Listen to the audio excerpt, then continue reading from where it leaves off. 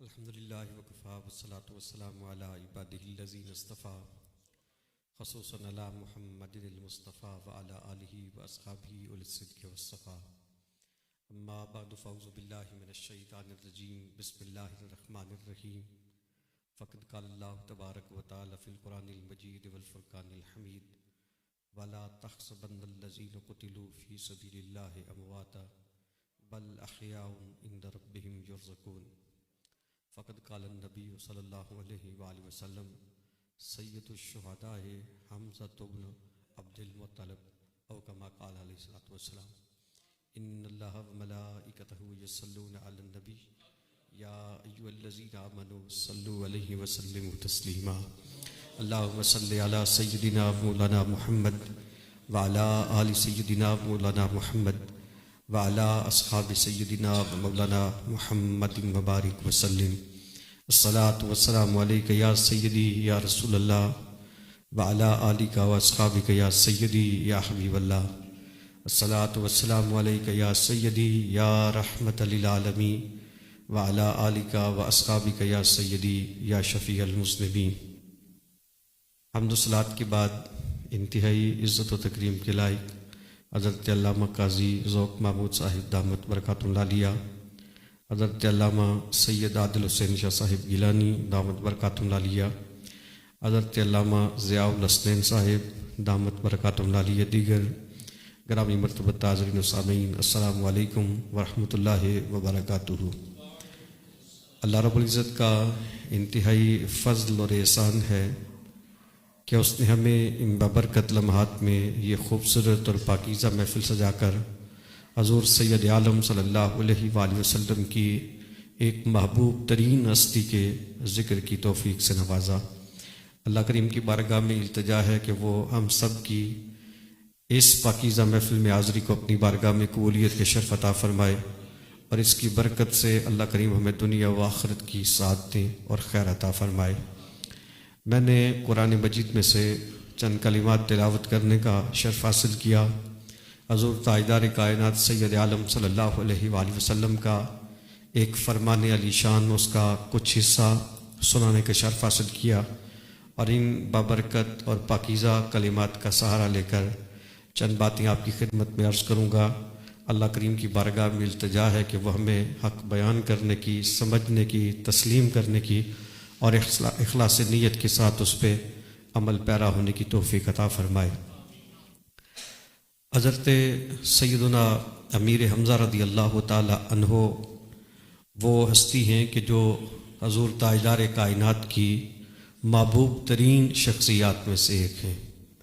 اور آپ وہ ہستی ہیں کہ جن کی عظمت کو، جن کی فضیلت کو، جن کے مقام و مرتبے کو تاجدار کائنات سید عالم صلی اللہ علیہ وآلہ وسلم نے اپنی کئی احادیث مبارکہ میں بیان فرمایا. اور حضرت سید الشہداء حضرت امیر حمزہ رضی اللہ تعالی عنہ وہ ہستی ہیں کہ جنہیں سید الشہداء کا لقب کسی اور نے نہیں بلکہ خود تاجدار کائنات نے عطا فرمایا. میں اس بات کی طرف آپ کی توجہ چاہوں گا کہ یہ جو لقب ہے سید الشہداء، اس لقب کی اپنی فضیلت کیا ہے اور اس کی اپنی عظمت کیا ہے. حضرت مولا کائنات مولا علی رضی اللہ تعالی عنہ ارشاد فرماتے ہیں کہ انبیاء و رسل کے بعد شہداء افضل ترین ہستیاں ہیں، اور آپ فرماتے ہیں کہ شہداء میں جو ہستی سب سے فضیلت والی ہے وہ سرکار کے چچا حضرت حمزہ رضی اللہ تعالی عنہ. اور حضور سید عالم صلی اللہ علیہ وآلہ وسلم نے ایک مقام پر خود ارشاد فرمایا، آقا فرماتے ہیں کہ شہداء کے سردار میرے چچا حضرت امیر حمزہ رضی اللہ تعالیٰ عنہ، سید الشہداء حمزہ بن عبد المطلب رضی اللہ تعالیٰ عنہ. حضرت امیر حمزہ رضی اللہ تعالیٰ عنہ کو سرکار نے سید الشہداء کا لقب عطا فرمایا. اور جب ہم شہداء کی فہرست دیکھتے ہیں تو یہ فہرست بہت طویل ہے، لیکن باقی ہستیاں اپنے مقام و مرتبے پر، ان کی فضیلت اپنی جگہ پر، آپ فقط ان ہستیوں کی طرف دیکھیے کہ جو احد کے میدان میں شہید ہوئے. حضرت امیر حمزہ رضی اللہ تعالی عنہ کی معیت میں جنہیں لڑنے کا شرف حاصل ہوا اور اسی احد کی جنگ میں جسے اللہ رب العزت نے شہادت کا درجہ عطا فرمایا. اور احد کی جب بات آتی ہے تو یہ بات بھی عرض کر دوں کہ احد ایک پہاڑ کا نام ہے، لیکن احد وہ پہاڑ ہے کہ جس کی عظمت پر پہاڑ بھی رشک کرتے ہیں، کیونکہ خود تاجدار کائنات ارشاد فرماتے ہیں احد جبل یحبنا ونحبہ، او کما قال علیہ الصلوۃ والسلام. سرکار نے فرمایا احد ایک پہاڑ ہے جو ہم سے محبت کرتا ہے اور ہم اس سے محبت کرتے ہیں. یعنی صرف ایسا نہیں کہ احد سرکار سے محبت کرتا ہے، بلکہ سرکار کا کرم یہ ہے کہ سرکار احد سے محبت کرتے ہیں. گرامی مرتبہ حاضرین، آپ دیکھیے پہاڑ تو دنیا میں ان گنت پہاڑ ہیں، بڑے بڑے خوبصورت پہاڑ ہیں جن پہ بڑا سبزہ ہے، جن پہ برف پڑتی ہے، جن کی چوٹیاں بڑی بلند ہیں، بڑے دور دور سے لوگ جاتے ہیں ان کو دیکھنے کے لیے. ان سب پہاڑوں کی حسن اور جمال وہ اپنی جگہ پہ، لیکن اہل ایمان کے دلوں میں جو محبت اللہ نے احد پہاڑ کے لیے پیدا کی ہے یہ کسی اور پہاڑ کو نصیب نہیں ہوئی. اور یہ بھی احد پہاڑ کی فضیلت ہے کہ اسے رحمت عالم صلی اللہ علیہ وآلہ وسلم کے قدمین مبارک چومنے کے شرف بھی حاصل ہوا، سرکار کے نالین چومنے کے شرف بھی حاصل ہوا. اور یہ احد پہاڑی ہے جس کے دامن میں نبی رحمت صلی اللہ علیہ وآلہ وسلم کے محبوب ترین چچا جناب حضرت سید الشہداء امیر حمزہ رضی اللہ تعالی عنہ مدفون ہیں. حضرت امیر حمزہ رضی اللہ تعالی عنہ آپ سید الشہداء ہیں. میں نے آپ کی خدمت میں یہ بات عرض کی کہ باقی شہداء کی بھی بڑی عظمت ہے، بڑے درجات ہیں، بڑی فضیلت ہے، لیکن جو احد کی جنگ میں شہید ہوئے احد میں کیسی کیسی ہستیاں ہیں. احد کا مارکہ وہ تھا کہ جس میں 70 کے قریب حضور رحمت عالم صلی اللہ علیہ وآلہ وسلم کے جانثار شہادت کے درجے پر فائز ہوئے. یہ وہ جنگ تھی کہ جس کی ابتدا میں اللہ رب العزت نے مسلمانوں کو فتح سے سرفراز فرما دیا تھا. حضرت مولا کائنات رضی اللہ تعالیٰ عنہ اور حضرت سیدنا امیر حمزہ رضی اللہ تعالیٰ عنہ اور حضرت ابو دجانہ رضی اللہ تعالیٰ عنہ اور دوسرے صحابہ کی جرت تھی، ان کی بہادری تھی، بالخصوص حضرت مولا کائنات اور حضرت سید الشہداء حضرت امیر حمزہ رضی اللہ تعالیٰ عنہ کی جرت تھی کہ کفار کے بڑے بڑے سردار مارے گئے. اس جنگ سے پہلے حضور رحمت عالم صلی اللہ علیہ وآلہ وسلم نے ایک خواب دیکھا. تاجدار کائنات نے خواب کو بیان بھی فرمایا. کریم آقا فرماتے ہیں میں نے خواب دیکھا کہ میں ایک مینڈے کا پیچھا کر رہا ہوں، اور رحمت عالم صلی اللہ علیہ وآلہ وسلم نے فرمایا کہ میں نے دیکھا کہ میری تلوار کا ایک کنگرا ٹوٹ گیا، تلوار کا ایک چھوٹا سا حصہ تلوار سے جدا ہو گیا. تو رحمت عالم صلی اللہ علیہ وآلہ وسلم نے یہ خواب سنایا. اور جب احد کا معرکہ پیش آیا تو رحمت عالم صلی اللہ علیہ وآلہ وسلم نے اس خواب کی تعبیر بھی بیان فرمائی. سرکار نے پہلے بھی ارشاد فرمایا تھا، جب سرکار نے خواب دیکھی تو سرکار نے یہ ارشاد فرمایا کہ یہ جو میں مینڈے کا پیچھا کر رہا ہوں اس کی تعبیر یہ ہے کہ میں کفار کے ایک بڑے سردار کو قتل کروں گا. اور سرکار نے فرمایا یہ جو میں نے دیکھا ہے کہ تلوار کا کنگرا ٹوٹ گیا ہے، اس کا ایک ٹکڑا اس سے جدا ہو گیا ہے، اس کی تعبیر یہ ہے کہ میرے خاندان کا کوئی فرد شہید ہو جائے گا. اور جب احد کا معرکہ پیش آیا تو رحمت عالم صلی اللہ علیہ وآلہ وسلم نے ایک بڑے کافر جس کا نام طلحہ تھا اس کو وصل جہنم کیا. اور اس طرح رحمت عالم صلی اللہ علیہ وآلہ وسلم نے خواب کی جو تعبیر ارشاد فرمائی تھی وہ لوگوں نے دیکھ لی. اور پھر جو سرکار نے یہ خواب دیکھا تھا کہ تلوار کا ایک حصہ ٹوٹ گیا تو جناب امیر حمزہ رضی اللہ تعالی عنہ اس جنگ میں شہادت کے درجے پر فائز ہوئے. اور یقیناً یہ جو 70 صحابہ تھے جنہیں رب کائنات نے شہادت کا درجہ عطا فرمایا، ان میں سے ہر ایک بڑے مقام و مرتبے کا حامل ہے، بڑی عظمت والا ہے، بڑی شان والا ہے. آپ دیکھیے کہ نبی رحمت صلی اللہ علیہ وآلہ وسلم نے جنگ کی ابتدا میں ایک پہاڑی تھی جسے جبل رمادہ کہا جاتا ہے، اور پہاڑ کے ساتھ جہاں پہ حضرت سید الشہداء امیر حمزہ رضی اللہ تعالی عنہ کا مزار پر انوار ہے جہاں پر شہداء کی قبور ہیں، اس سے تھوڑے ہی فاصلے پر ایک پہاڑ ہے جو زیادہ بلند نہیں ہے لیکن جنگ کے حوالے سے، میدان جنگ کے حوالے سے اس کی خاص اہمیت تھی. رحمت عالم صلی اللہ علیہ وآلہ وسلم نے جب صحابہ کی صف بندی کی اور ذمہ داریاں تقسیم کی تو رحمت عالم صلی اللہ علیہ وآلہ وسلم نے ایک جنگی سپہ سالار کی طرح جنگ کے قائد کی طرح سرکار نے میدان جنگ پہ نظر ڈالی. تو یہ بات یاد رکھیے کہ جس طرح سرکار جیسا فصیح کوئی نہیں، سرکار جیسا بلیغ کوئی نہیں، سرکار جیسا حسین کوئی نہیں، سرکار جیسا شجاع کوئی نہیں، اسی طرح رحمت عالم صلی اللہ علیہ وآلہ وسلم جیسا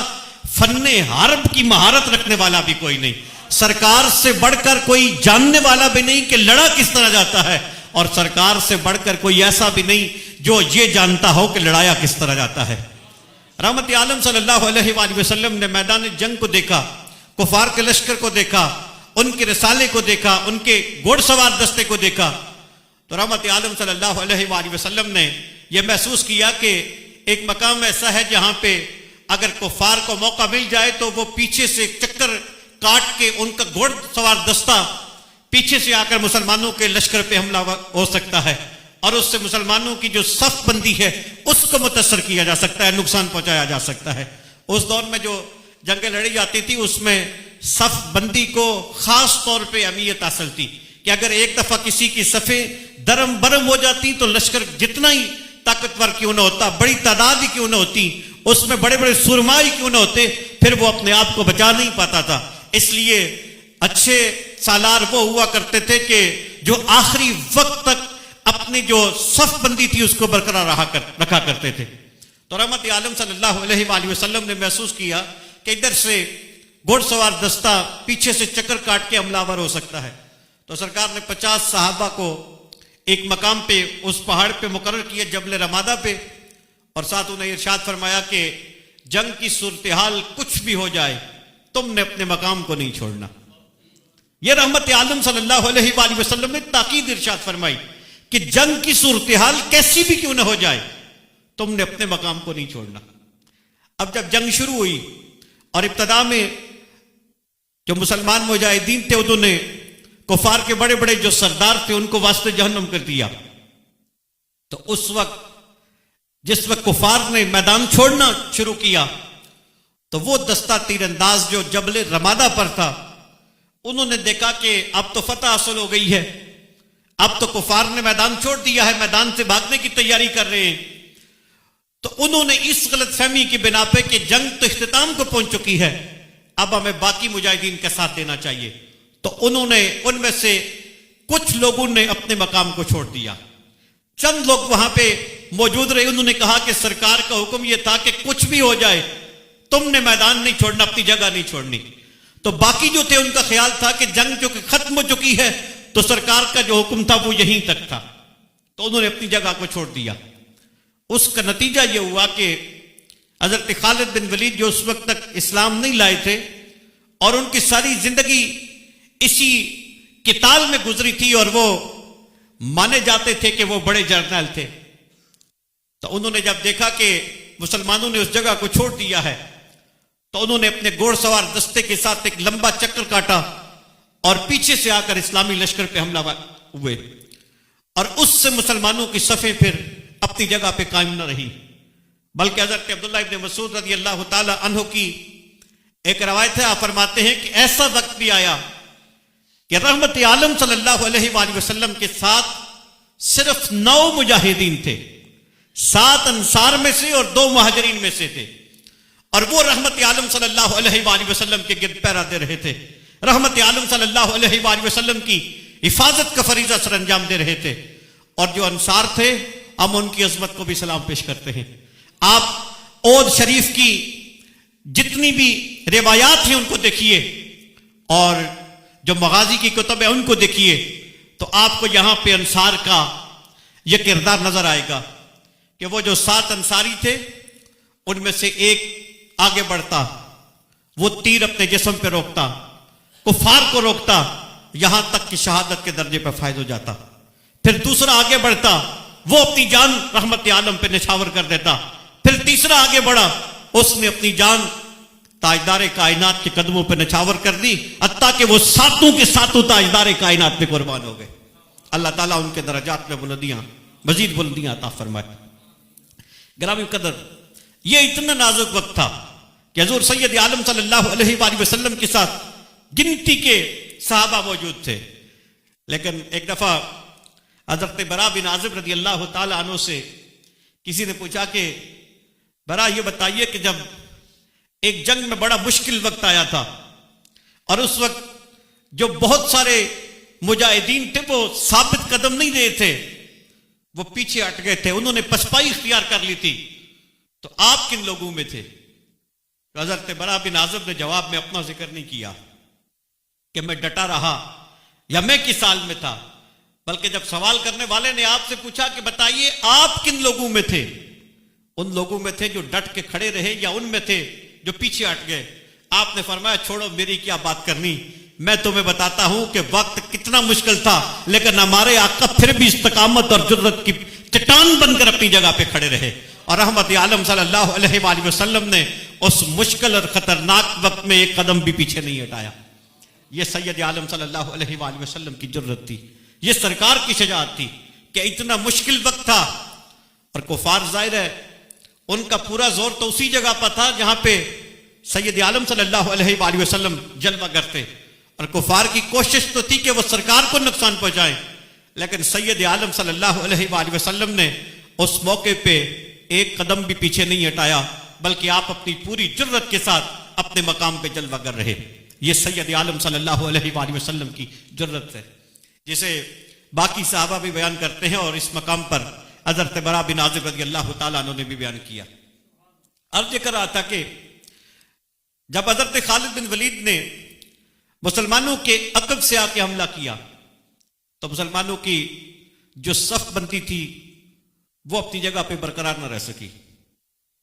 اس موقع پر جو افراتفری پیدا ہوئی اس کا فائدہ اٹھا کر واشی نے حضرت سیدنا امیر حمزہ رضی اللہ تعالی عنہ پہ وار کیا، اور حضرت سیدنا امیر حمزہ رضی اللہ تعالیٰ عنہ شہادت کے درجے پر فائز ہوئے۔ لیکن یہاں پہ یہ بات بھی عرض کروں کہ روایات میں آتا ہے کہ جس وقت حضرت امیر حمزہ اود کے مارکے میں شہید ہوئے تو شہادت سے پہلے 30 سے زائد لوگوں کو آپ واسطے جہنم کر چکے تھے۔ آپ غور کیجئے کہ اود کی جنگ میں کل 70 کافر مارے گئے، تو حضرت امیر حمزہ رضی اللہ تعالیٰ عنہ جب شہید ہوئے تو شہادت سے پہلے آپ 30 لوگوں اس کو واسطے جہنم کر چکے تھے۔ یہ حضرت امیر حمزہ رضی اللہ تعالی عنہ کی جرت تھی۔ اور پھر آپ نے جن لوگوں کو واسطے جہنم کیا تھا اس کا یہ معنی بھی نہیں سمجھنا چاہیے کہ آپ نے 30 کی گنتی پوری کی تھی، کیونکہ کچھ ایسے بھی لڑنے والے ہوتے ہیں جن کے سامنے جو آتا ہے اس کی گردن کاٹ دیتے ہیں، لیکن مغازی کی کتب میں یہ بات موجود ہے کہ حضرت امیر حمزہ رضی اللہ تعالیٰ عنہ اور حضرت مولا کائنات مولا علی رضی اللہ تعالیٰ عنہ کا معمول تھا کہ کسی عام بندے پر گنتی پوری کرنے کے لیے تلوار نہیں اٹھایا کرتے تھے، تلوار اٹھانے سے پہلے دیکھا کرتے تھے کہ اس میں کوئی جان بھی ہے یا نہیں، اور جو اپنے آپ کو کچھ سمجھتا تھا تلوار اس پہ اٹھایا کرتے تھے۔ آپ بدر کی جنگ کو بھی دیکھیے تو آپ دیکھیں گے کہ جو اپنے آپ کو سمجھتے تھے کہ ہم بڑی بلا ہیں وہ یا حضرت امیر حمزہ کی تلوار کا نشانہ بنے اور یا حضرت مولا کائنات کی تلوار کا نشانہ بنے۔ اور اسی طرح اود کی جنگ میں بھی جو سمجھتے تھے کہ ہم ہی بہت کچھ ہیں وہ یا حضرت امیر حمزہ کی تلوار کا نشانہ بنے یا حضرت مولا کائنات کی تلوار کا نشانہ بنے۔ باقی صحابہ میں بھی ایسی ہستیاں تھیں کہ جو دیکھا کرتے تھے کہ کسی نامور شخص پہ تلوار اٹھائے۔ حضرت سعد بن ابی وقاص رضی اللہ تعالیٰ عنہ، حضرت ابو دجانہ رضی اللہ تعالیٰ عنہ، اور کئی شخصیات اور بھی تھی صحابہ میں کہ جن کی جرت اور جن کی شجاعت کا انداز اپنا تھا، لیکن مولا علی تھے اور حضرت امیر حمزہ تھے رضی اللہ تعالیٰ عنہ۔ اور حضرت سعد بن ابی وقاص رضی اللہ تعالیٰ عنہ آپ بیان کرتے ہیں، آپ فرماتے ہیں کہ اود کے دن، میں ایک روایت کا مفہوم عرض کر رہا ہوں، آپ فرماتے ہیں میں نے اود کے دن دیکھا کہ حضرت امیر حمزہ رضی اللہ تعالیٰ عنہ سرکار کے سامنے قتال فرما رہے تھے، سید عالم صلی اللہ علیہ وآلہ وسلم کے سامنے حضرت امیر حمزہ اپنی شمشیر زنی کے مظاہرے دکھا رہے تھے، اور تلوار آپ کے ہاتھ میں تھی اور آپ کی زبان پر تھا انا اسد اللہ۔ آپ خود اپنی زبان سے فرما رہے تھے کہ میں اللہ کا شیر ہوں، میں اللہ کا شیر ہوں۔ اور گرامی مرتبہ حاضرین، ویسے کسی جگہ پہ کھڑے ہو کے یہ کہہ دینا میں اللہ کا شیر ہوں یہ اور بات ہے، لیکن اود جیسے مارکے میں کفار کے اتنے بڑے لشکر کے سامنے اس طرح دیوانہ وار رحمت عالم صلی اللہ علیہ وآلہ وسلم پہ اپنا سب کچھ نچھاور کرنے کا جذبہ لے کر تلوار اٹھا کر اس طرح دشمنوں پہ حملہ آور ہونا اور پھر ساتھ کہنا انا اسد اللہ، تو اس کی ایک اپنی اہمیت ہے اور اس کا اپنا مقام ہے۔ حضرت امیر حمزہ رضی اللہ تعالیٰ عنہ احد کے معرکے میں شہید ہوتے ہیں، اور سرکار فرماتے ہیں کہ شہداء کے سردار امیر حمزہ ہیں۔ تو ذرا غور کیجئے کہ احد میں کون کون شہید ہوئے ہیں۔ باقی شہداء کی فضیلت، ان کا مقام و مرتبہ وہ بھی اپنی جگہ پہ، جو بدر میں شہید ہوئے ان کا بھی بڑا مقام ہے، جو خندق میں شہید ہوئے ان کا بھی بڑا مقام ہے، جو خیبر میں شہید ہوئے ان کا بھی بڑا مقام ہے، جو حنین میں شہید ہوئے ان کا بھی بڑا مقام ہے۔ شہداء کے بڑے درجے ہیں، بڑی فضیلتیں ہیں، لیکن سرکار فرماتے ہیں کہ شہداء کے درجے اپنی جگہ پہ، لیکن سید الشہداء مدینے کے تاجدار نے حضرت سیدنا امیر حمزہ رضی اللہ تعالیٰ عنہ کو قرار دیا۔ اب توجہ چاہتا ہوں کہ یہ احد کی جنگ میں جو شہید ہوئے ان میں سے کون کون، ان میں کون کون سی ہستیاں تھیں۔ احد میں شہید ہونے والوں میں سے ایک حضرت عبداللہ بن جحش رضی اللہ تعالیٰ عنہ تھے، اور یہ حضرت عبداللہ بن جحش رضی اللہ تعالیٰ عنہ، ان کی عظمت یہ تھی کہ حضرت سعد فرماتے ہیں رضی اللہ تعالیٰ عنہ، آپ فرماتے ہیں کہ جب ہم احد میں پہنچے تو حضرت عبداللہ بن جحش رضی اللہ تعالیٰ عنہ نے مجھ سے کہا کہ سعد، اگر ایک مسلمان دوسرے کے لیے دعا کرے تو اللہ اس کی دعا کو قبول فرما لیتا ہے، تو اس طرح کرتے ہیں کہ ایک دعا میں کرتا ہوں اس پہ آپ آمین کہیں،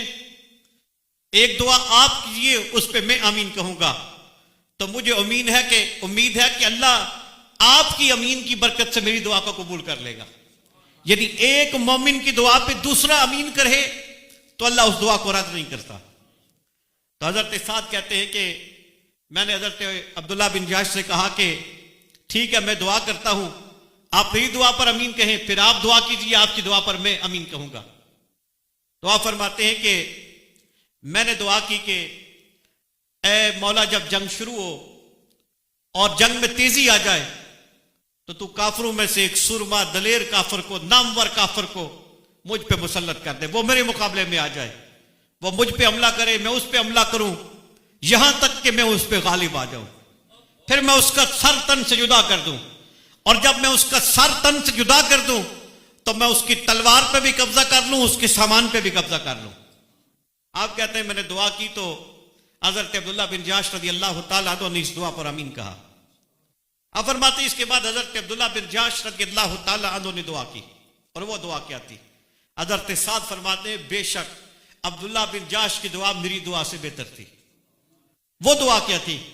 آپ فرماتے ہیں حضرت عبداللہ بن جحش نے دعا کی کہ جب جنگ شروع ہو تو مولا تو کافروں میں سے کسی دلیر کافر کو مجھ پہ مسلط کر دے، وہ مجھ پہ حملہ کرے، میں اس پہ حملہ کروں، یہاں تک کہ وہ مجھ پہ غالب آ جائے، اور جب وہ مجھ پہ غالب آ جائے تو وہ میری گردن کاٹ ڈالے، اور میری گردن کاٹ ڈالنے کے بعد وہ میری ناک بھی کاٹ ڈالے اور میرے دونوں کان بھی کاٹ ڈالے، اور مولا جب میں قیامت کے دن تیری بارگاہ میں پیش کیا جاؤں تو میرے کان بھی کٹے ہوئے ہوں، میری ناک بھی کٹی ہوئی ہو، اور تو مجھ سے پوچھے کہ عبداللہ تیری گردن کیسے کٹی ہے تو میں کہوں مولا تیرے رستے میں کٹی ہے۔ تو مجھ سے پوچھے عبداللہ تیری ناک کیسے کٹی ہے تو میں عرض کروں مولا تیرے رستے میں کٹی ہے، اور تو مجھ سے پوچھے عبداللہ تیرے کان کیسے کٹے ہیں تو میں عرض کروں مولا تیرے رستے میں کٹے ہیں، اور تو کہے کہ عبداللہ تو سچ کہتا ہے، تیری گردن بھی میرے لیے کٹی ہے، تیرے ناک بھی میرے لیے کٹی ہے، اور تیرے کان بھی میرے لیے کٹے ہیں۔ آپ فرماتے ہیں حضرت عبداللہ بن جحش نے دعا کی اور میں نے ان کی دعا پر امین کہا۔ آپ فرماتے ہیں جب دوسرا دن آیا، جنگ شروع ہوئی،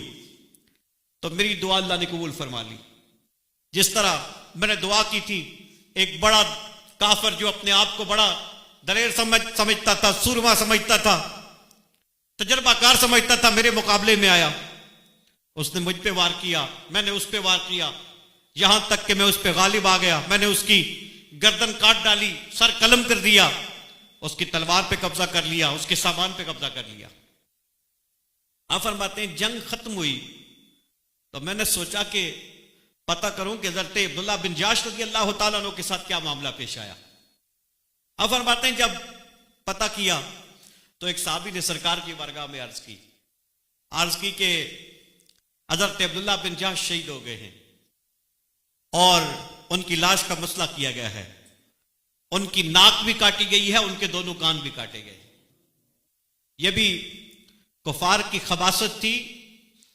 کہ وہ میدان جنگ میں آئے تو انہوں نے اس گھٹیا پن کا مظاہرہ کیا کہ شہداء کی لاشوں کی اجساد کی بے حرمتی کی، ان کے اعضاء کو قطع کیا۔ اور وہ حضرت عبداللہ ابن مسعود رضی اللہ تعالیٰ عنہ کی جو معروف حدیث مسند احمد میں وہ روایت موجود ہے، اس میں آپ نے اس بات کو بیان کیا ہے، وہ تفصیل کے ساتھ حضرت سیدنا امیر حمزہ رضی اللہ تعالیٰ عنہ کی شہادت اور دوسرے واقعات اس حدیث مبارک میں موجود ہیں۔ تو اس میں یہ بات آتی ہے کہ جس وقت حضور رحمت عالم صلی اللہ علیہ وآلہ وسلم پر کفار نے شدید حملہ کیا، سرکار کے ساتھ 9 صحابہ تھے، 7 مہاجرین میں، 7 انصار میں سے 2 مہاجرین میں سے، حتیٰ کہ ان میں سے بھی جو انصار تھے وہ شہید ہوئے۔ تو اس وقت ابو سفیان رحمت عالم صلی اللہ علیہ وآلہ وسلم کے قریب آیا اور اس نے نعرہ لگایا کہ ہمارے لیے عزا ہے اور تمہارے لیے کوئی عزا نہیں۔ تو سرکار نے فرمایا کہ اس کو جواب دو کہ اللہ مولانا والکافرون لا مولا لہم، کہ ہمارا مولا اللہ ہے اور یہ کافر ہے جن کا کوئی مولا نہیں۔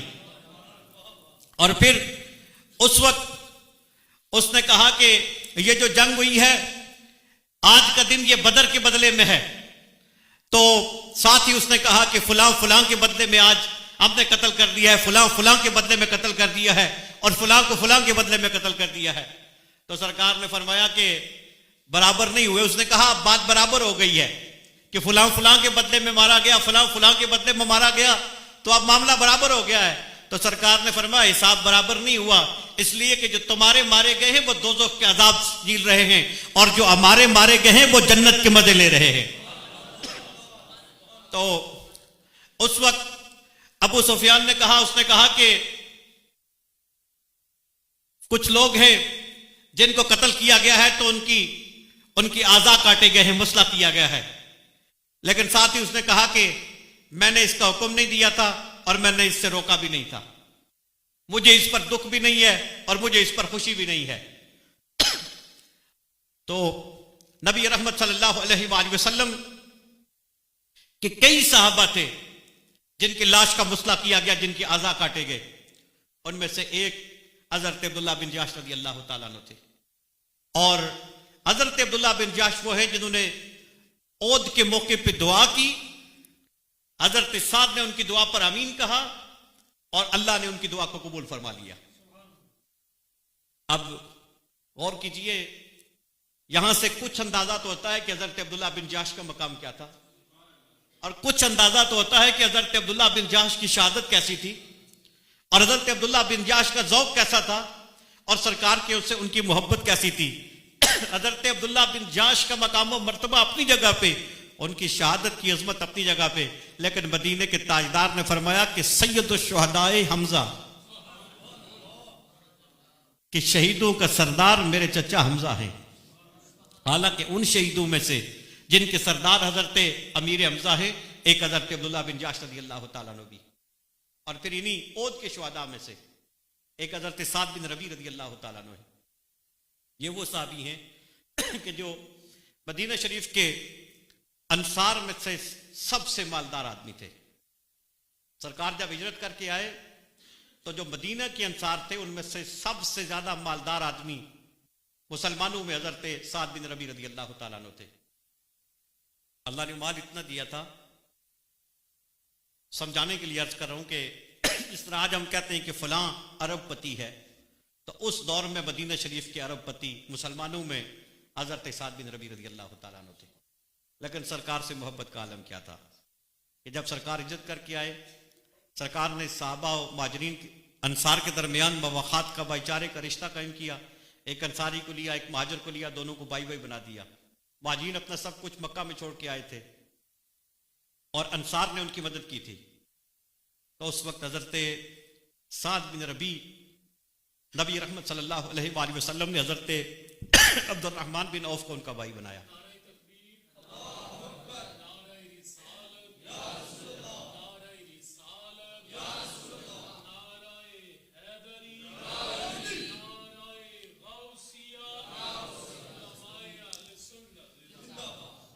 نبی اکرم صلی اللہ علیہ وسلم نے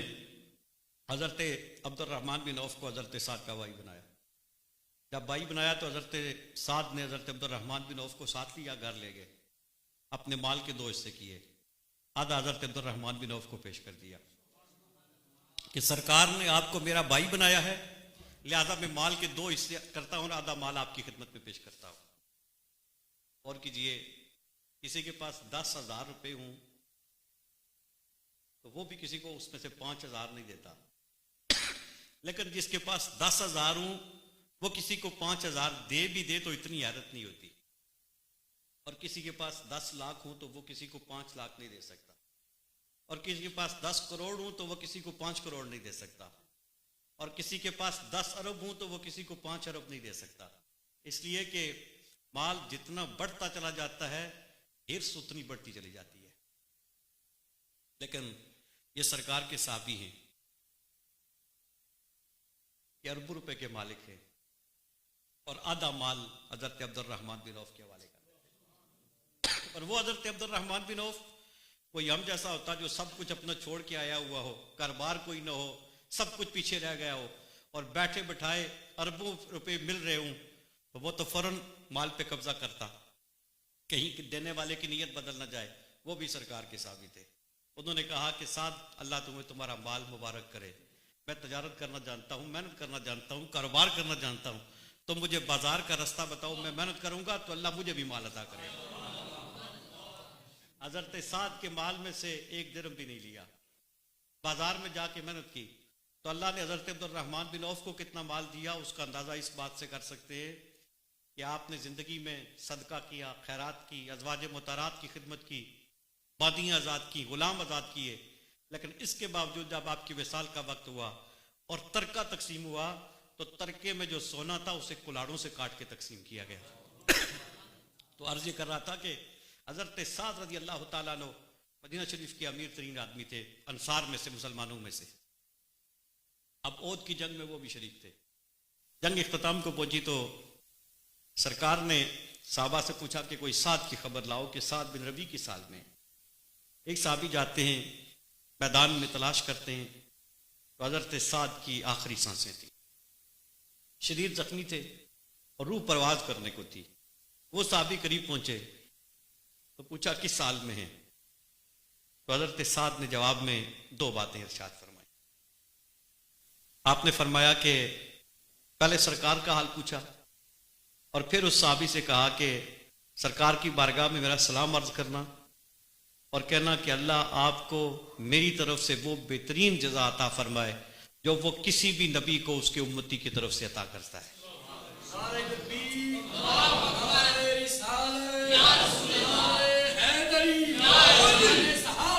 اور دوسری بات جو آپ نے ارشاد فرمائی, آپ نے اس صحابی سے مخاطب ہو کے فرمایا کہ دوسرا انصار کو میرا پیغام دے دینا. انصار سے کہنا کہ جب تک تمہارے جسموں میں خون کا ایک قطرہ بھی موجود ہو اور رحمت عالم صلی اللہ علیہ وآلہ وسلم کو کوئی نقصان پہنچ جائے تو رب کی بارگاہ میں تمہارے لیے کوئی عذر نہیں ہوگا. اور اتنا کہا اور جان رب کی بارگاہ میں پیش کر دی. یہ سب اپنی جگہ پہ, لیکن میں جس نقطے پر آپ کی توجہ چاہتا ہوں, ایک شخص اربوں روپے کا مالک ہے, اتنی بڑی جائیداد ہے, آخری سانسیں ہیں, ایک بندہ اس کے پاس آ کے کھڑا ہوتا ہے, حال احوال پوچھتا ہے, اس کو پتا ہے میری سانس کی ڈوری ٹوٹنے کو ہے, وہ اس کو وصیت کرتا ہے. اب غور کیجیے, جب وہ وصیت کرتا ہے تو اپنے مال کے بارے میں کوئی وصیت نہیں کرتا, اپنے گھر کے بارے میں کوئی وصیت نہیں کرتا. اس بندے کی ایک ہی بیٹی ہے کم سن, وہ اپنی اس بیٹی کے بارے میں بھی کوئی وصیت نہیں کرتا. سانس کی ڈوری ٹوٹ رہی تھی, اس وقت بھی جو 2 باتیں کہیں وہ دونوں تاجدار کائنات سے متعلق. یہ حضرت سعد بن ربیع رضی اللہ تعالیٰ عنہ کا مقام ہے. اور ہم تو سمجھتے ہیں کہ صحابہ میں سے صرف خلفائے راشدین کا ذکر کر لیا جائے تو اس کا معنی ہے کہ ہم نے صحابہ کا ذکر کر دیا. آپ جس صحابی کا بھی ذکر پڑھیں گے آپ کو پتہ چلے گا کہ سرکار کے قدموں میں بیٹھنے والوں کا مقام کیا ہے. حضرت سعد کا مقام پوچھنا ہے تو حضرت سیدنا صدیق اکبر رضی اللہ تعالیٰ عنہ سے پوچھے. حضرت سیدنا صدیق اکبر رضی اللہ تعالیٰ عنہ کا زمانہ خلافت تھا. حضرت سیدنا عمر فاروق رضی اللہ تعالیٰ عنہ آپ کے بارگاہ میں بیٹھے ہوئے تھے کہ اتنے میں ایک بچی حضرت سیدنا صدیق اکبر رضی اللہ تعالیٰ عنہ کی بارگاہ میں حاضر ہوئی ملاقات کے لیے. تو جب وہ بچی آئی تو حضرت ابوبکر صدیق رضی اللہ تعالیٰ عنہ نے اس سے بڑی شفقت کی, اس کا بڑا اکرام کیا, اس کو بڑی توجہ سے نوازا. اور جب وہ چلی گئی تو حضرت سیدنا عمر فاروق رضی اللہ تعالیٰ عنہ نے حضرت سیدنا ابوبکر صدیق رضی اللہ تعالیٰ عنہ سے پوچھا کہ یہ بچی کون تھی کہ جس کے ساتھ آپ نے اتنی شفقت کی ہے, اتنا اس کا اکرام کیا ہے, اتنی محبت کے ساتھ پیش آئے ہیں, اتنی توجہ سے نوازا ہے, یہ بچی کون تھی؟ تو جناب سیدنا صدیق اکبر رضی اللہ تعالیٰ عنہ نے امیر المومنین سیدنا عمر فاروق رضی اللہ تعالیٰ عنہ سے مخاطب ہو کے فرمایا, عمر یہ اس شخص کی بیٹی ہے جو مجھ سے بھی افضل ہے اور تجھ سے بھی افضل ہے, جو مجھ سے بھی زیادہ شان والا ہے, تجھ سے بھی زیادہ شان والا ہے. یہ وہ حضرت سعد بن ربیع رضی اللہ تعالیٰ عنہ. مقام اتنا اونچا ہے, رب نے فضیلت اتنی عطا فرمائی ہے, سرکار سے محبت کا یہ عالم ہے, لیکن سرکار فرماتے ہیں کہ سید الشہداء حمزہ تو ابن عبد المطلب, کہ جو شہداء کے سردار ہیں وہ میرے چچا جناب امیر حمزہ رضی اللہ تعالیٰ عنہ. حضرت سعد کا بڑا مقام ہے. اور پھر اس جنگ میں شہید ہونے والوں میں حضرت مصعب بن عمیر رضی اللہ تعالیٰ عنہ بھی ہیں. سرکار کے وہ صحابی کہ مدینہ شریف میں جو اسلام پھیلا اتنی تیزی سے, اس میں سب سے زیادہ کردار آپ کہہ سکتے ہیں کہ حضرت مصعب بن عمیر رضی اللہ تعالیٰ عنہ کا ہے. اس لیے کہ آج پہ جو قافلے آتے تھے تاجدار کائنات ان کے سامنے دین اسلام کا پیغام رکھتے تھے, اس سے کچھ لوگوں نے اسلام قبول کیا. سب سے پہلے جس شخصیت کو انصار میں سے یعنی مدینہ والوں میں سے اسلام قبول کرنے کا شرف حاصل ہوا وہ حضرت اسعد بن زرارہ رضی اللہ تعالیٰ عنہ ہے. یہ سرکار کے وہ صحابی ہیں جنہوں نے انصار میں سے سب سے پہلے اسلام قبول کیا, اور یہ وہ صحابی ہیں کہ جنہوں نے مدینہ طیبہ میں سب سے پہلے نماز جمعہ کا اہتمام کیا. اسلام کی تاریخ میں جو پہلی نماز جمعہ ادا کی گئی اس کا اہتمام حضرت سیدنا اسعد بن زرارہ رضی اللہ تعالیٰ عنہ نے کیا. آپ کا ایک اور اعزاز یہ بھی ہے کہ بقیع شریف کہ جس میں دفن ہونا یقیناً کسی سعادت سے کم نہیں, بقیع شریف میں سب سے پہلے جس مسلمان کو دفن کیا گیا وہ بھی حضرت اسعد بن زرارہ رضی اللہ تعالیٰ عنہ ہیں. اور اس سے بڑھ کے بھی آپ کی ایک فضیلت اور آپ کی عظمت یہ ہے کہ اسلام کی تاریخ میں جو سب سے پہلی نماز جنازہ ادا کی گئی وہ نماز جنازہ بھی حضرت اسعد بن زرارہ رضی اللہ تعالیٰ عنہ کی ادا کی گئی, کیونکہ انصار میں سے وہ پہلے صحابی جن کی نماز جنازہ ادا کی گئی وہ حضرت اسعد بن زرارہ رضی اللہ تعالیٰ عنہ ہیں, اور مہاجرین میں سے وہ پہلے صحابی جن کی نماز جنازہ ادا کی گئی وہ حضرت عثمان بن مظعون رضی اللہ تعالیٰ عنہ ہیں. تو یہ حضرت اسعد بن زرارہ رضی اللہ تعالیٰ عنہ انہوں نے اسلام قبول کیا, اور پھر جب یہ واپس لوٹے تو انہوں نے دین اسلام کی تبلیغ مدینہ شریف میں کی. ان کے ساتھ مالک بن تہان بھی تھے, دوسری شخصیات بھی تھی, انہوں نے بھی اپنا اپنا فریضہ ادا کیا, اور ان کی کوششوں سے مدینہ شریف میں بڑی تیزی کے ساتھ اسلام پھیلا. یہاں تک کہ آپ سرکار کی بارگاہ میں حاضر ہوئے مدینہ شریف سے کچھ لوگوں کے ساتھ, تو سرکار کی بارگاہ میں عرض کی کہ آپ اپنے کسی صحابی کو جو دین کی باتوں کو احکام کو جانتا ہو ہمارے ساتھ بھیجیں تاکہ وہ مدینہ شریف میں دین کی تبلیغ کرے, تو اس کی تبلیغ سے اثرات زیادہ ہوں گے. تو اس وقت سید عالم صلی اللہ علیہ وآلہ وسلم نے جس شخص کو مدینہ بھیجا دین اسلام کی تبلیغ کے لیے وہ حضرت مصعب بن عمیر رضی اللہ تعالیٰ عنہ تھے. یہ سرکار کے وہ صحابی تھے کہ جس وقت یہ مکہ میں تھے اسلام قبول کرنے سے پہلے, چونکہ بڑے مالدار خاندان کے ساتھ آپ کا تعلق تھا, تو آپ بڑی زرق برق پوشاکیں پہنا کرتے تھے, صبح اور لباس ہوتا, شام کو اور لباس ہوتا, اور بڑی شاہانہ زندگی گزارا کرتے. جب اسلام قبول کر لیا تو والدہ ناراض ہو گئی, گھر سے نکال دیا گیا, اور پھر وہی مصعب بن عمیر جو بادشاہوں کی طرح زندگی گزارا کرتے تھے, پھٹے ہوئے کپڑے پہن کے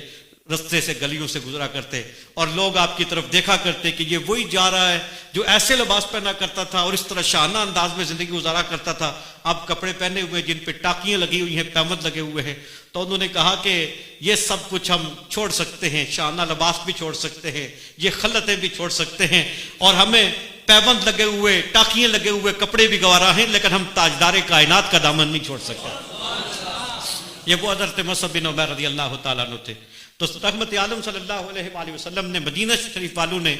جب سرکار کی بارگاہ میں عرض کی کہ کسی کو ہمارے ساتھ بھیجیے کہ وہ دین کی تبلیغ کرے مدینہ طیبہ میں, تو سرکار نے حضرت مصعب بن عمیر رضی اللہ تعالیٰ عنہ کو مدینہ شریف بھیجا. اور مدینہ شریف میں آپ کی کاوشوں سے بڑی تیزی کے ساتھ اسلام پھیلا. اور جس شخصیت نے اس تبلیغ کے کام میں آپ کے ساتھ بہت زیادہ تعاون کیا وہ حضرت اسد بن زرارہ رضی اللہ تعالیٰ عنہ تھے. مدینہ شریف جب حضرت مصعب بن عمیر پہنچے تو حضرت اسد بن زرارہ کا معمول یہ تھا کہ آپ حضرت مصعب بن عمیر کو ساتھ لیتے، کبھی کسی ایک قبیلے میں چلے جاتے، کبھی دوسرے قبیلے میں چلے جاتے، کبھی تیسرے قبیلے میں چلے جاتے اور لوگوں کے سامنے دین کی باتیں کرتے. حضرت مصعب ان کے سامنے دین کا پیغام پیش کرتے. اور چونکہ انصار میں سے اکثر لوگ ایسے تھے جو سلیم الفطرت تھے، تو اس لیے رب کائنات نے انہیں جلدی دولت ایمان سے نواز دیا. بلکہ ایک دن ایسے بھی ہوا کہ ایک ہی دن میں اتنے لوگوں نے مدینہ شریف میں کلمہ پڑھ لیا کہ اس کا اندازہ نہیں کیا جا سکتا. یعنی جس دن آپ دونوں ایک جگہ پہ کھڑے ہو کے تبلیغ کر رہے تھے، وہ بنو عبد الاشل کا علاقہ تھا، تو وہاں پہ ان کے دو سردار تھے. ایک کا نام تھا اسید بن حذیر اور دوسرے کا نام تھا حضرت سعد بن معاذ رضی اللہ تعالیٰ عنہ. دونوں بڑی عظمت والے تھے. تو وہ دونوں کھڑے تھے تو انہوں نے دیکھا کہ حضرت مصعب بن عمیر اور حضرت اسد بن زرارہ یہ دونوں دین اسلام کی وہاں پہ تبلیغ کر رہے ہیں. اور انہوں نے ان کا وہ تبلیغ کا انداز دیکھا تو وہ چونکہ اس وقت تک اسلام انہوں نے قبول نہیں کیا تھا تو انہوں نے اس پہ بڑے غصے کا اظہار کیا. تو حضرت سعد بن معاذ نے حضرت اسید بن حذیر رضی اللہ تعالیٰ عنہ سے کہا کہ یہ چونکہ اسد بن زرارہ یہ میرے رشتہ تعالیٰ عنہ، آپ تشریف لے گئے اور بڑے غصے سے جا کے انہوں نے کہا کہ تمہیں یہاں پہ تبلیغ کرنے کی اجازت نہیں ہے، ہمارے قبیلے میں تم نہیں آ سکتے. تو حضرت مصعب بن عمیر کا جو انداز تھا وہ بہت خوبصورت تھا. آپ نے کہا آپ اتنا غصہ کیوں کرتے ہیں؟ ہم بات کر رہے ہیں، اللہ تعالیٰ نے آپ کو دانائی عطا کی ہے، دانش عطا کی ہے، آپ ہمیں تھوڑی دیر دیں، ہماری بات سنیں. اگر ہماری بات آپ نے محسوس کی یہ اچھی ہے تو اسے قبول کر لیں، اور اگر آپ نے محسوس کی کہ ہماری باتیں ٹھیک نہیں ہیں تو ہم آپ کی بات مان لیں گے، آئندہ اس علاقے میں نہیں آئیں گے، آپ کے قبیلے میں نہیں آئیں گے. تو سلیم الفطرت شخص کا خاصہ یہ ہوتا ہے جب اس کے سامنے معقول بات کی جائے تو وہ اس کو رد نہیں کیا کرتا، وہ اس بات کو قبول کر لیا کرتا ہے.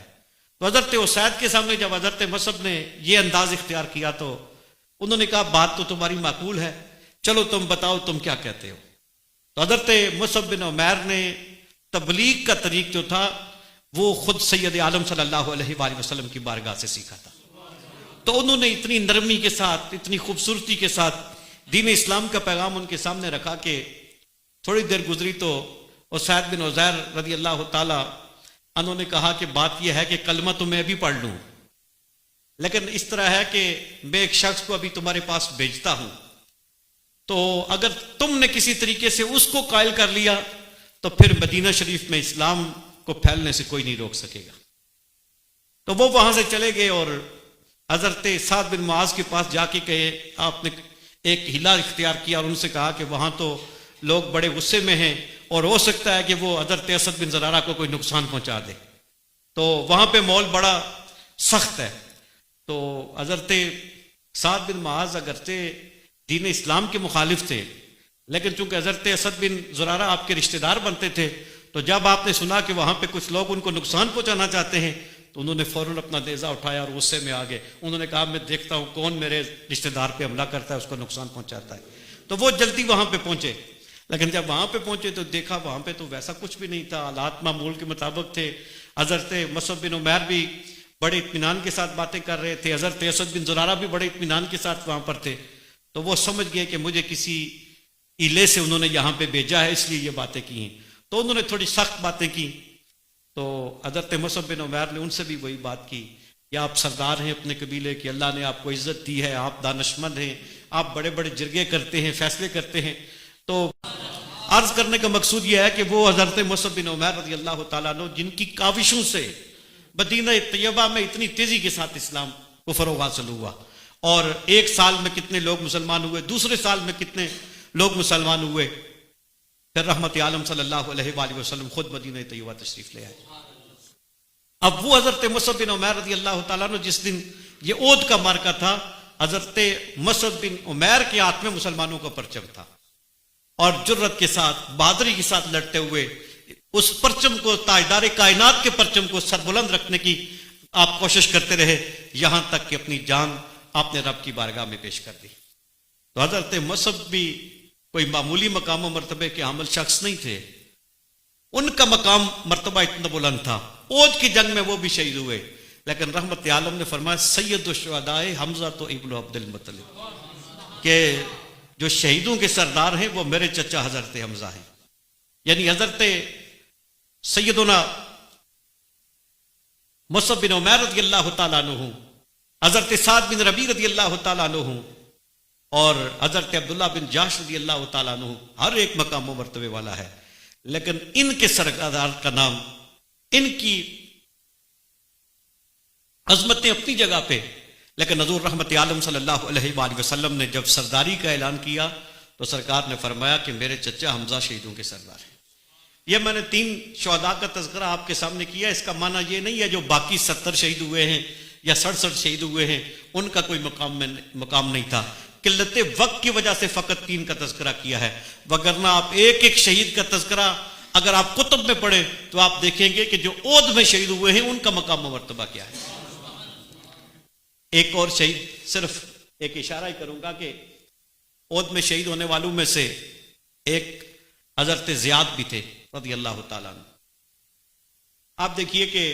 ہر شخص یہ دعا کرتا ہے کہ خاتمہ بالخیر ہو جائے، موت اچھی ہو جائے. کون مسلمان ہے جو یہ دعا نہیں کرتا کہ میری موت اچھی ہو جائے؟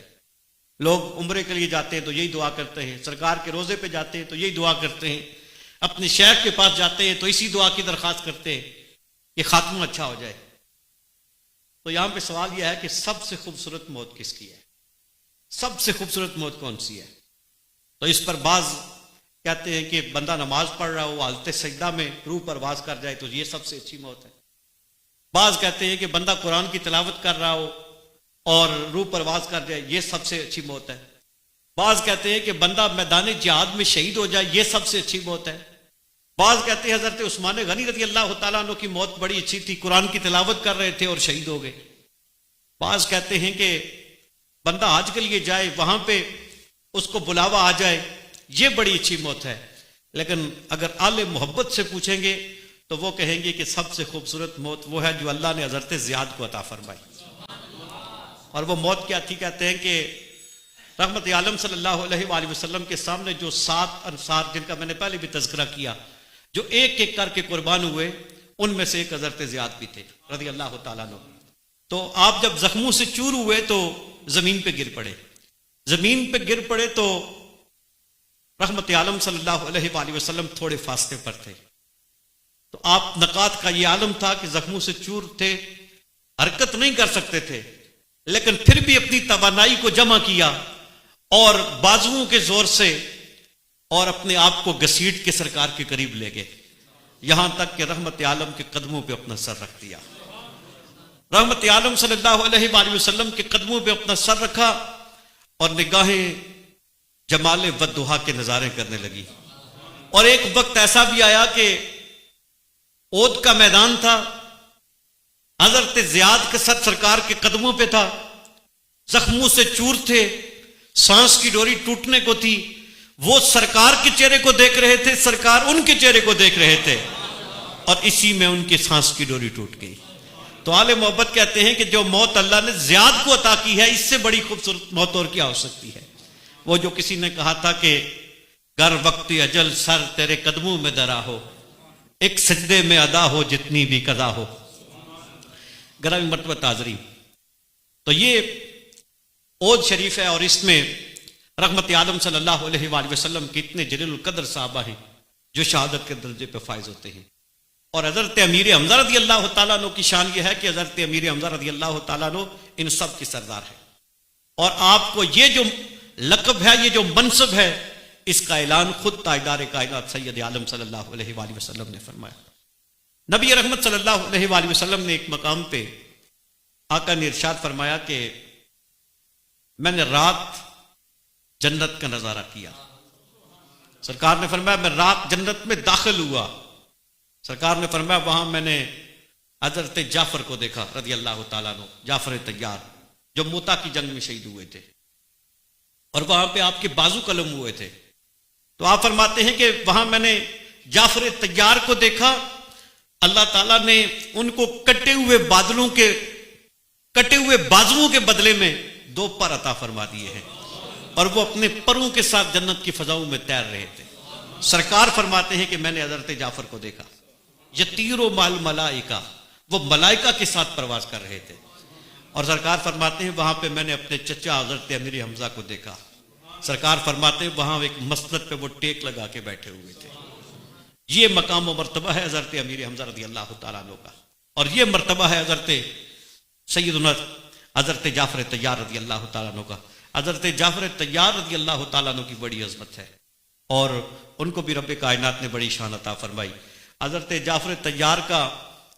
اور کوئی منصب مقام نہ بھی ہو تو یہ تھوڑا ہے کہ نجاشی کے دربار میں انہوں نے جس جرت کے ساتھ اسلام کو پیش کیا، اس طرح کون پیش کر سکتا تھا. وہ مشکل وقت کہ جب آپ اپنا وطن چھوڑ کے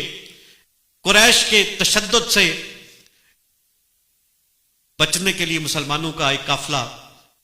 وہاں ابشا میں پہنچا، تو وہاں جو نجاشی تھا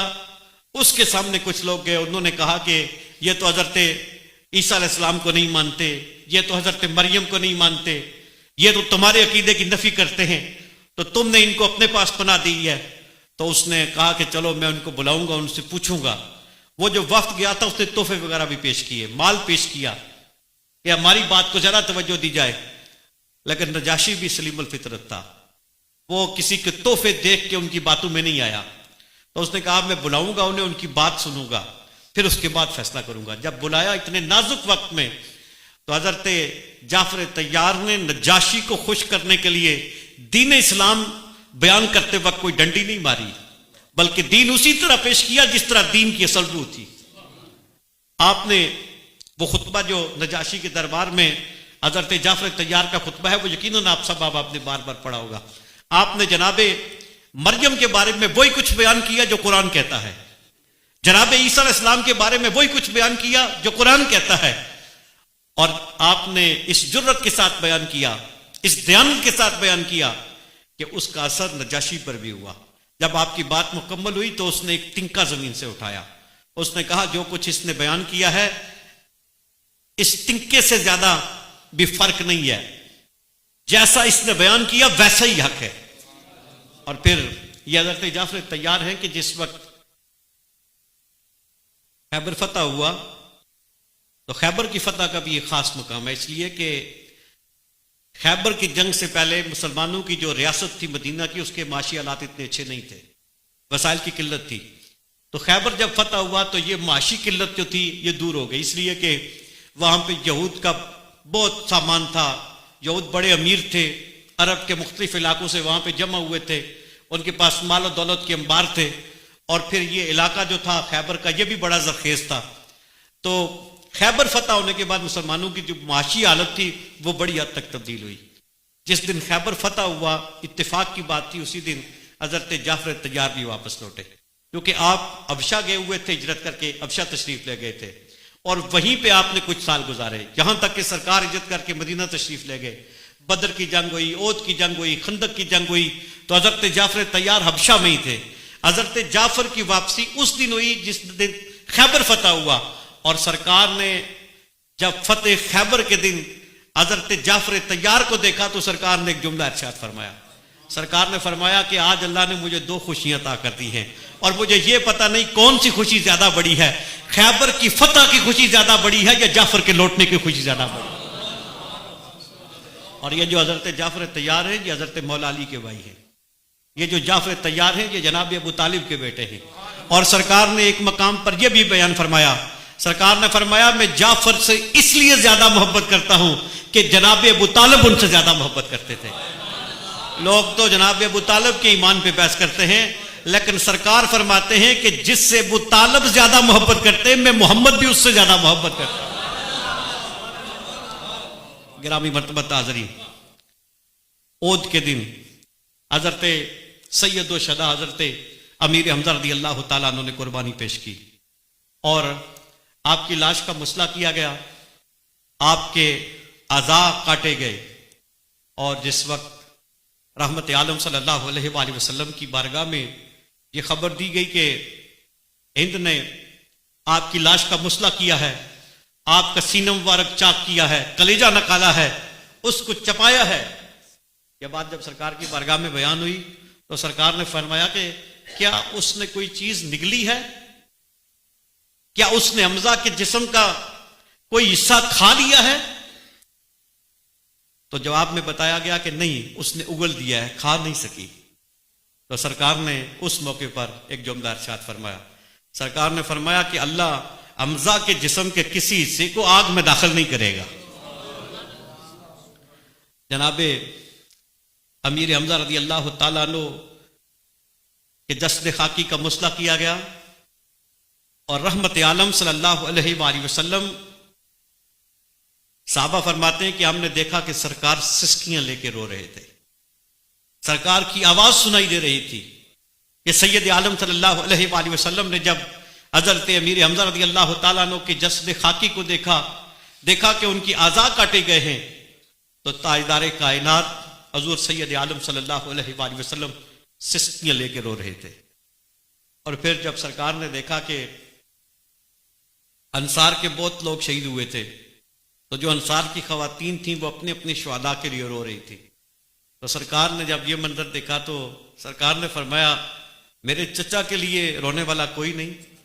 تو انصاری صحابہ جو تھے وہ اپنے اپنے گھروں میں گئے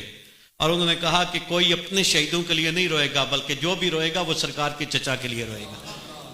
اور اس کے بعد ایک مدت تک انصار مدینہ کا یہ معمول رہا کہ جب بھی کسی کے گھر میں کوئی فوت ہو جاتا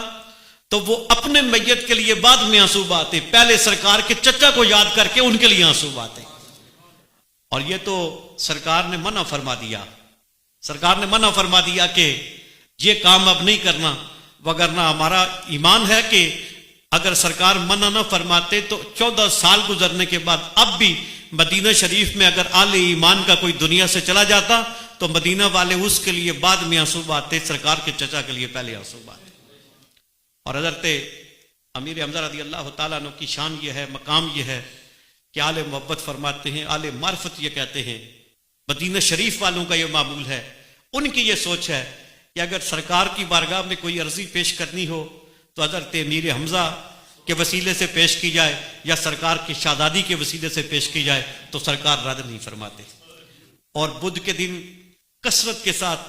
جو مدینہ شریف کے لوگ ہیں وہ بھی حضرت سید و شہداء حضرت امیر حمزہ رضی اللہ تعالیٰ عنہ کے مزار پر انوار پہ جاتے ہیں۔ وہاں پہ ایک قبر مبارک ہے جس میں 70 کے قریب جو سرکار کے صحابہ ہیں عہد شریف میں شہید ہونے والے ان کی تدفین کی گئی۔ اور چونکہ صحابہ زیادہ تھے، شہداء کی تعداد بہت زیادہ تھی، مسلمان زخمی تھے، تھکے ہوئے تھے، تو سب کے لیے علیحدہ قبر کرنا اس وقت آسان نہیں تھا، تو اس لیے سرکار نے فرمایا کہ ایک ہی بڑی قبر کھودی جائے جس میں سب کی تدفین کی جائے۔ اس وقت یہ سوال ہوا کہ جب دفن کیا جائے گا تو کس کو پہلے دفن کیا جائے، کس کو مقدم رکھا جائے؟ تو سرکار نے فرمایا جس کو قرآن زیادہ آتا ہے اس کو مقدم رکھا جائے، اور پھر اس کے بعد اس کو رکھا جائے جو اس کے بعد قرآن جاننے والا ہے۔ تو وہاں پر جو تدفین ہوئی تھی وہ اس بنیاد پر ہوئی تھی کہ جو زیادہ قرآن جاننے والا تھا اس کو مقدم رکھا گیا تھا۔ اور جو نماز جنازہ وہاں پہ ادا کی گئی تو وہ بھی روایات میں تفصیل کے ساتھ موجود ہے کہ حضرت سید الشہداء امیر حمزہ رضی اللہ تعالیٰ عنہ کا جسد خاکی بھی وہاں پہ رکھا گیا۔ ایک جو شہید تھا اس کے جسد خاکی کو لایا جاتا، سرکار اس پہ نماز جنازہ ادا کرتے، پھر اس شہید کو وہاں سے لے جایا جاتا، پھر دوسرا شہید آ جاتا، پھر اس کے میت کو وہاں سے اٹھایا جاتا، تیسرے شہید کو رکھا جاتا، سرکار اس کے لیے نماز جنازہ ادا کرتے۔ باقی سب صحابہ کو ایک ایک کر کے لایا جاتا، سرکار ایک مرتبہ ان پہ نماز جنازہ ادا کرتے، پھر ان کی میت کو اٹھا لیا جاتا، لیکن ہر ایک کی نماز جنازہ کے ساتھ حضرت امیر حمزہ کے لیے بھی تکبیر کہی جاتی۔ آپ کے جسد خاکی کو وہاں سے نہیں اٹھایا گیا بلکہ آپ کا جسد خاکی وہیں پہ موجود رہا، اور باقی جتنے شہداء تھے ان سب کے اجساد کو وہاں پہ لایا جاتا، سرکار ان پہ نماز جنازہ ادا کرتے، ان کی اجساد کو میت کو تو اٹھا لیا جاتا لیکن حضرت امیر حمزہ رضی اللہ تعالیٰ عنہ کے میت کو نہ اٹھایا جاتا۔ تو سرکار تو کسی کے لیے ایک مرتبہ بھی رب کی بارگاہ میں عرض کر دے مولا اس کو بخش دے تو اللہ بخش دیتا ہے، لیکن جس کے لیے 70 مرتبہ سرکار نماز جنازہ ادا کرے اس امیر حمزہ کی عظمتوں کا کون اندازہ کر سکتا ہے۔ حضرت سید الشہداء امیر حمزہ رضی اللہ تعالیٰ عنہ کی جو فضائل ہیں ان کا یقیناً شمار نہیں کیا جا سکتا، ان کا احاطہ نہیں کیا جا سکتا۔ اللہ رب العزت نے آپ کو بڑی عظمتیں عطا فرمائیں، آپ کی شخصیت کے کئی پہلو ہیں۔ آخری بات عرض کر کے بات کو ختم کرتا ہوں کہ جس وقت حضور نبی رحمت صلی اللہ علیہ وآلہ وسلم کو نکاح کے لیے پیغام آیا حضرت سیدہ ام المومنین خدیجہ رضی اللہ تعالی عنہا کی طرف سے، تو اس وقت سرکار نے سب سے پہلے اپنے چچا حضرت ابو طالب رضی اللہ تعالی عنہ کے ساتھ مشورہ کیا۔ سرکار نے فیصلہ خود فرمانا تھا، لیکن سرکار نے اتنی عظمت و شان کے باوجود اس طرح فیصلہ نہیں کیا، بلکہ اپنے چچا کے ساتھ مشورہ کیا، اور جناب ابو طالب کے ساتھ مشورہ کرنے کے بعد آپ نے اپنے چچا حضرت امیر حمزہ کے ساتھ بھی مشورہ کیا۔ حالانکہ عمر میں صرف 2-3 سال کا فرق تھا، لیکن اس کے باوجود چونکہ وہ رشتے میں چچا تھے تو سید عالم صلی اللہ علیہ وآلہ وسلم نے ان سے بھی مشورہ کیا۔ تو اس میں ہمارے معاشرے کے لیے بھی سرکار کی سیرت کا ایک سبق ہے کہ جب بھی کوئی ایسا معاملہ ہے فیصلہ کرنا ہو تو سارے فیصلے جوانوں کو خود نہیں کرنے چاہیے، بلکہ اپنے بزرگوں کے مشورے کے ساتھ فیصلے کرنے چاہیے۔ رحمت عالم صلی اللہ علیہ وآلہ وسلم سے بڑھ کے دانشمند کون ہو سکتا ہے؟ لیکن سرکار نے تعلیم امت کے لیے اپنا عمل ہمارے سامنے یہ رکھا کہ سید عالم صلی اللہ علیہ وآلہ وسلم چونکہ آپ کے والد گرامی کا وصال ہو چکا تھا، تو آپ نے اپنے ایک چچا کے ساتھ بھی اس معاملے میں مشاورت کی، دوسرے چچا کے ساتھ بھی مشاورت کی، اور ان کی مشاورت کے ساتھ تاجدار کائنات نے نکاح کا یہ فیصلہ فرمایا۔ حضرت امیر حمزہ رضی اللہ تعالی عنہ وہ ہستی ہیں جو رحمت عالم صلی اللہ علیہ وآلہ